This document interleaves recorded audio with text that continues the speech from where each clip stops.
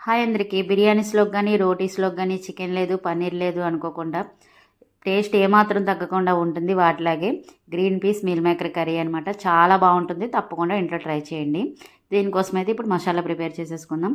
అల్లం, వెల్లుల్లి, బిర్యానీ స్పైసెస్, ఇంకా 4 ఉల్లిపాయలు పేస్ట్‌లా రుబ్బుకొని పక్కన పెట్టుకోవాలి. తర్వాత ఆయిల్ హీట్ అయినాక అందులో ముందుగా పచ్చిమిర్చి, ఇంకా మనం నూరి పెట్టుకున్న పేస్ట్‌ని వేసి పచ్చివాసన పోయేలాగా ఫ్రై చేసుకోవాలి. నేనైతే ఇప్పుడు గ్రీన్ పీస్ నానబెట్టి ఒక విజిల్ వరకు ఉడికించి ఇందులో వేసుకున్నాను. మీరు డైరెక్ట్గా ఫ్రోజన్ బఠానీ అయితే డైరెక్ట్గా వేసేసుకోండి, ఈజీగా ఉడికిపోతుంది. తర్వాత ఇందులోకి 3 మీడియం సైజు టమాటాలను ప్యూరీ చేసుకొని వేసుకోవాలన్నమాట. ఇవి కూడా బాగా రోస్ట్గా ఫ్రై అయ్యి ఆయిల్ పైకి తేలినాక ఇందులోకి రుచికి సరిపడా ఉప్పు, కారం వేసుకోవాలి. తర్వాత ఇందులోకి పెరుగు యాడ్ చేసుకోవాలి. పెరుగు యాడ్ చేసుకోవడం వల్ల గ్రేవీ కన్సిస్టెన్సీ థిక్గా బాగుంటుంది. పెరుగు వేసుకునేటప్పుడు కొంచెం చిలికి వేసుకున్నారంటే తరకలుగా రాకుండా స్మూత్గా గ్రేవీలో కలిసిపోతుంది.